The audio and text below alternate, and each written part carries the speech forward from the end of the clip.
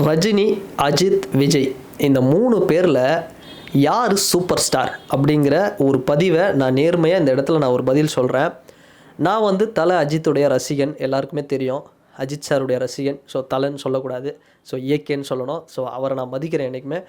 So இன்னொரு பக்கம் நான் வந்து தளபதி விஜய் அவர்களுடைய தொண்டன். ஸோ ஆனால் என்னதான் பார்த்தாலுமே இந்த 3 பேரில் யார் சூப்பர் ஸ்டார் இன்றைக்கும் கேட்டோம்னா ஒரு சண்டை போயிட்டுருக்கு. நான் இல்லைன்னு சொல்ல. பட் சூப்பர் ஸ்டார்னால் என்னை கேட்டால் இப்போதைக்கு நம்பர் 1 இவங்க 3 பேரில் நம்பர் 1 யாருன்னு கேட்டால் super star Rajinikanth, one and only Rajinikanth அப்படின்னு தான் நான் சொல்லுவேன்.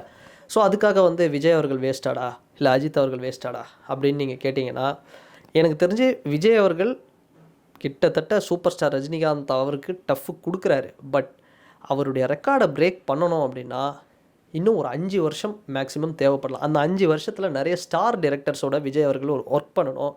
ஸோ பாலிடிக்ஸ் இல்லாமல் கம்ப்ளீட்டாக வந்து சினிமாவில் ஃபோக்கஸ் பண்ணால் கண்டிப்பாக ஓரளவுக்கு வந்து பீட் பண்ணிடலாம், ஈஸியாக பீட் பண்ணிடலாம். ஏன்னா அவருக்கும் வந்து பெரிய அளவில் கரிஷ்மா இருக்குது. ஸோ இந்த இடத்துல அஜித் சார் பார்த்தோம் அப்படின்னா, அஜித் சாரும் வந்து சூப்பர் ஸ்டார் கேட்டகரி தான். பட் ரஜினி சாரை ஓவர்டேக் பண்ணாரா அப்படின்னு பார்த்தோம்னா கலெக்ஷன் ரீதியாகவும் இன்னும் பண்ணலை, பெருசாக வந்து எதுவும் பண்ணலை. பட் அஜித் சாருக்குன்னு ஒரு ரசிகர் கூட்டம், ஒரு வெறி பிடித்த கூட்டம் அப்படிங்கிறது இருக்குது, நான் இல்லைன்னு சொல்லலை. ஆனால் தலைவர் ரஜினிகாந்த் அவர்களை வந்து நம்ம ஒன்றும் பண்ண முடியாது. ஏன்னா விஜய் சாருக்காவது 5 வருஷம் எடுத்தது ரஜினிகாந்த் அவர்களை பீட் பண்ண. அஜித் சாருக்கு எத்தனை வருஷம் எடுக்குன்னா கிட்டத்தட்ட ஒரு 7 10 வருஷம் எடுத்தோம்.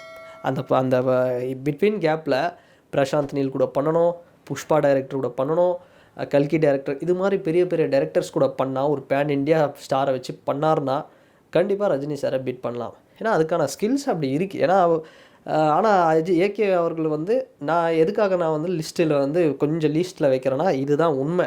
உடனே வந்து திட்டலாம், நீங்கள் வந்து ஏகே ஃபேன்ஸ் வந்து என்னடா நீ இப்படி பேசிட்ட, ஒரு அஜித் ரசிகராக வந்து இப்படி பேசலாமடா அப்படின்னு. நான் ஃபேக்டை தான் ஏன் சொல்கிறேன், நான் வந்து தப்பாக எதுவும் சொல்லையா, அதை ஃபஸ்ட்டு புரிஞ்சுக்கேன். ஏன்னா 50 வருட சாம்ராஜ்யம் யாது ரஜினிகாந்த் அப்படிங்கிறது, எப்படி ஒரு 50 வருடம், அது ஒரு பெரிய ஒரு இமாலயம். நம்ம இன்றைக்கி பார்த்தோம்னா கூலி படத்துக்கு அவ்வளோ பேர் வந்து போய் பார்க்குறாங்க. படம் வந்து ஆவரேஜ் தான், ஆனால் அந்த படத்தையும் பார்த்தோம்னா இன்றைக்கி 500 கோடி கிட்ட கலெக்ஷன் வந்து இருக்குது. ஃபஸ்ட் டே ஃபஸ்ட் ஷோ வந்து டிமாண்ட் இருக்குது டிக்கெட்டுக்கு. காரணம்னா அது one and only super star Rajinikanth 50 வருஷமாக அவர் ஏற்படுத்தி வச்சுருக்கிற மாசு தான். இப்போது நான் ஒரு உதாரணம் நான் கேட்குறேன், யாரும் தப்பாக எடுத்துக்க வேணாம். 3 பேருமே என்னை பொறுத்த வரைக்கும் சூப்பர் ஸ்டார் தான். ஆனால் அவரை பீட் பண்ணுறதுக்கு 2 பேர் மேலே முடியும். பட் இன்னும் கொஞ்சம் வருஷங்கள் எடுக்கும் தான் நான் சொல்கிறேன். அதனால் இவங்களும் கீழே இல்லை, அவர் மட்டுமே அப்படின்னு நான் சொல்ல. ஸோ எதுக்காக அவர் வந்து சூப்பர் ஸ்டார் அப்படின்னு நான் சொல்கிறேன்னா, ஃபஸ்ட்டு நல்லா ஒரு விஷயம் எடுத்துக்கோங்க. இண்டஸ்ட்ரி ஹிட்டு நம்ம எடுத்துக்கிட்டோம் அப்படின்னா எத்தனை இண்டஸ்ட்ரி ஹிட் இருக்குது ரஜினி சார்கிட்ட? பெரிய பெரிய இண்டஸ்ட்ரி ஹிட்டு. நம்ம பாஷாவிலேருந்து முத்து, படையப்பா, அப்புறம் அது அண்ணாமலை, அதுக்கப்புறம் வந்த படங்கள், எத்தனை படங்கள், சந்திரமுகி, சிவாஜி, எந்திரன், எல்லாமே பார்த்தோம் அப்படின்னா பெரிய பெரிய இண்டஸ்ட்ரி ஹிட்டு தான். விஜய் சாருக்கு நம்ம சொல்லணும் அப்படின்னா, இப்போ நீங்கள் சன் டிவியில் 6 மணிக்கு ப்ரைமில் நான் சொன்னது ரஜினி சாரோட படம். இப்போ விஜய் சாருக்கு எடுத்துக்கிட்டோம்னா கில்லி, அப்புறம் போக்கிரி இருக்குது. பட் நம்ம கம்பேர் பண்ணால் கில்லி தான் பவர்ஃபுல்லான ஒரு படம். அதுக்கப்புறம் நிறைய படங்கள் வந்து வேறு லெவலில் எல்லாமே வந்தது. ஓகே, அஜித் சாருக்கு எடுத்துக்கிட்டோம் அப்படின்னா எனக்கு தெரிஞ்சு ப்ரைம் டைமில் ஒரு படம் போட்டது 6 மணிக்கு, அந்த டைமில் ஒரு சண்டே டைமில் ஈவினிங் டைமில் போட்டது வீரம் தான் நினைக்கிறேன். ஸோ அதுக்கு முன்னாடிலாம் போட்டாங்க. பட் அந்தளவுக்கு வந்து நம்ம ஒரு வில்லனோ சிட்டிசன்லாம் வந்து சூப்பர் படம். ரஜினி சாரோட சந்திரமுகி லெவலுக்கு ஒரு ஈக்குவலான, அதை விட சூப்பரான நடிப்பெல்லாம் கொடுத்துருந்தாருன்னு வச்சுக்கோங்க ஏகே. பட் இருந்தாலுமே அந்த ஒரு ஃபேமிலி, அந்த கொண்டாடக்கூடியவர் இன்றைக்கி அதுதாங்க.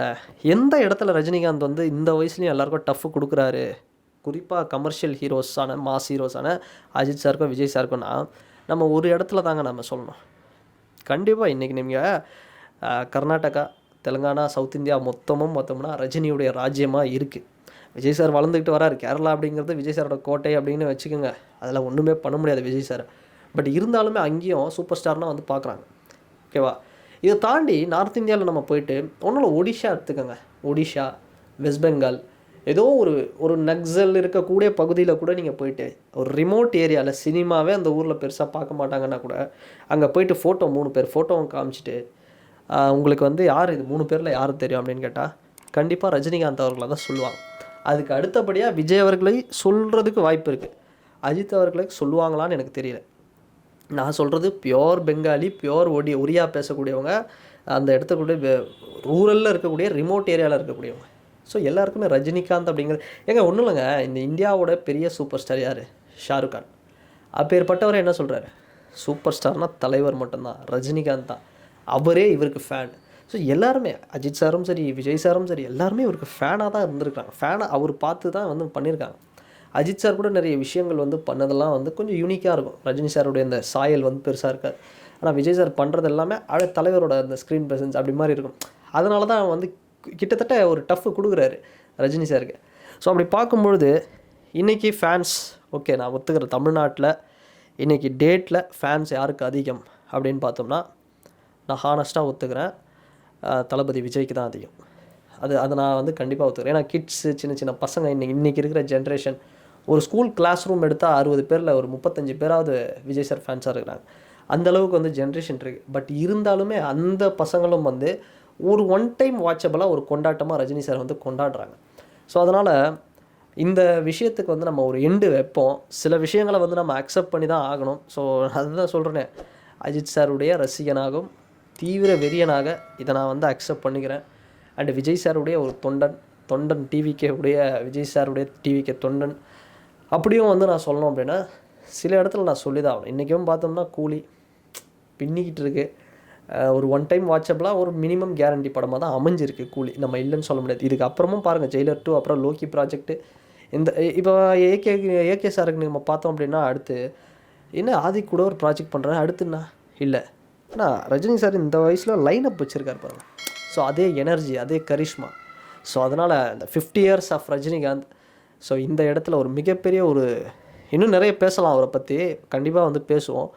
அண்டு நான் என்னை பொறுத்தவரையிலும் ஹானஸ்ட்டாக என்னோடய ஒப்பீனியன் நான் சொல்லணும்னா, நீங்கள் யாரும் தப்பாக கூட நினச்சிக்க வேண்டாம், என்னை திட்டக்கூட வேண்டாம். நம்ம தெரியும் எல்லா சச்சின் டெண்டுல்கர் ஃபேன்ஸும் தான் இன்றைக்கி எல்லாருமே சச்சின் டெண்டுல்கர் ஃபேன்ஸாக இருந்தவங்க தான் இன்றைக்கி நம்ம விராட் கோலி ஃபேனாகவும் தோனி ஃபேனாகவும் சண்டை போட்டுட்ருக்கோம். அது மாதிரி தலைவரோட ஃபேனாகவும் கொஞ்சம் இருந்தவங்க தான் இன்றைக்கி நம்ம சில பேர் இன்றைக்கி அஜித் சார் ஃபேனாகவும் பாதி பேர் விஜய் சார் ஃபேனாகவும் சண்டை போட்டுட்ருக்கோம். அதனால் இது கிரிக்கெட்டில் எப்படி டெண்டுல்கர் வந்து ஒரு பெரிய ஒரு இதுவோ, ஸோ அவருக்கு ஒரு கரிஷ்மா அந்த மாதிரி கமல் சார் தான் வந்து எல்லாத்துக்குமே அப்படிப்பட்ட ஒரு கிரிக்கெட்னு நம்ம சொன்னோம்னா கமல் சார் தான் அந்த கிரிக்கெட்டுன்னு வச்சுக்கோங்க. ரஜினி சார் வந்து சச்சின் டெண்டுல்கர் மாதிரி சொன்னால் கூட கிரிக்கெட் அப்படிங்கிறது அந்த கமல் சார் தான். ஸோ அப்படி பார்க்கும்பொழுது ஸோ நம்ம சச்சின் டெண்டுல்கர் மாதிரி ஒரு கரிஷ்மா, ஒரு மாஸ், ஒரு கிரேஸ், ஒரு வேர்ல்டு ஃபேமஸ் அப்படிங்கிறதுனா அது ஒன்றுலே தலைவர் தான். So 50 years of Rajinikanth. So இதை நான் வீடியோ வந்து பேசணும் அப்படின்னு நினச்சேன். ஸோ ஹானஸ்ட்டாக இந்த இடத்துல நான் சொல்லியிருக்கேன். ரொம்ப திட்ட வேணாம். ஸோ ஃப்ராங்காக நம்ம ஒத்துக்கணும், நம்ம எப்படி இருந்தோம். நம்ம சின்ன வயசில் வந்து சந்திரமுகியும் ஒரு சிவாஜியும் ஒரு எந்திரனும் வரும்போது நம்ம எப்படி வந்து கொண்டாடிட்டு இருந்தோம். ஒரு ரஜினி ஃபேன், நம்ம ஒரு விஜய் சார் ஃபேனாக இருந்தாலும் ஒரு ஏகே சார் ஃபேனாக இருந்தாலும் ஸோ கொஞ்சம் ஒரு பெருந்தன்மையோடு நம்ம ஒத்துக்கிறதுல தப்பு இல்லை அப்படின்னு தான் வந்து நான் சொல்லுவேன். இது முழுக்க முழுக்க என்னோடய ஒப்பீனியன் தான். மேபி மாறலாம். இன்னும் ஒரு 2 வருஷம் கழிச்சு ஏன் ஜனநாயகன் ஒரு மிகப்பெரிய ஒரு இதை ஏற்படுத்தி அடித்து தூக்கிட்டு விஜய் சார் வேறு லெவலில் கூட போகலாம். ஸோ இது வந்து மாறக்கூடியது தான் எல்லாமே. பட் இப்போது ஒன் அண்ட் ஒன்லி ரஜினிகாந்த், அவ்வளோதான். ஸோ அவர் தான் சூப்பர் ஸ்டார் இப்போதைக்கு, அதை நம்ம ஒத்துக்கணும். அண்டு இந்த வீடியோ பற்றின உங்களுடைய கருத்துக்கள் என்ன அப்படிங்கிறத இந்த கமெண்ட் செக்ஷனில் மறக்காமல் பதிவிடுங்க. அண்ட் வேறு ஒரு வீடியோவில் வேறு ஒரு கான்டென்ட்டில் நான் உங்களை பார்க்குறேன். பாய்.